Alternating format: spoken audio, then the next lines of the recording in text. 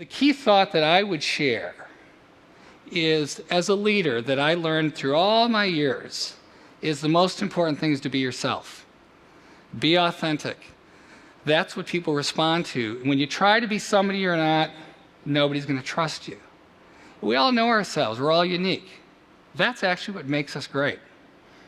Be yourself. Secondly, at all times, be profoundly positive.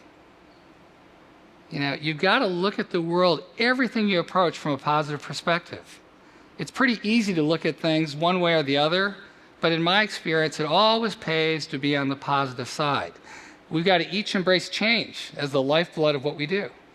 Change is a good thing. It's what keeps us growing, right? Perfect example is our stores are really busy. Someone might look and say, oh, our stores are so busy. And another person might say, our stores are so busy, right? Busy stores are better, right? It's a blessing. The busier, the better, right? Believe in the essential truth that there are no limits. So many people walk around life believing there are limits to what they can accomplish as an individual, as a business, in a country. But be careful not to set them. There's no such thing as a limit. That's a human invention. We were all created to flourish. And I believe that with every bone of my body. I remember telling the story years ago how I screwed up with my young son, Will, who at the time was about 5. Many of you recall that. He's now 13. But he wanted to kick this field goal, you know, and went to the park, and he went out to the 40-yard line and said, Dad, I want to make a 40-yard field goal. I remember saying to him, Will, come on, let's move in. And we moved in toward, about the 10-yard line. Even there, I knew he couldn't kick it high enough.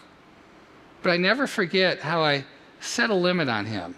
And instead of having Will try that field goal and miss, and then say, well, let's move in a little bit and keep working till we got there, I'd set a limit. It's a very natural thing as human beings to set limits. But the reality, there are none. They are all self-imposed. And so I think to lead in an innovative world where you're trying to be the best of the best, you've got to believe in the essential truth that there are no limits. Similarly, the only way to innovate is to use your imagination. You can't innovate by looking around. You got to look deep inside of who you are. You got to look deep inside of all the people you work with. You got to look deep inside of those locations and imagine what isn't there today. And everyone is a creator. Don't believe people who say, well, there are creative types and there are not creative types. It's not true. Anyone who's been a parent knows everyone is there to create. Just give a kid a crayon. Give a kid a bunch of Legos. They can spend all day creating. It's in our DNA to improve things, to create things. And you got to believe in that, and you got to let your imagination win. Never let people on your team or anybody in your life be a skeptic, because they will totally get in the way of your creativity. And it's really fundamental from my perspective.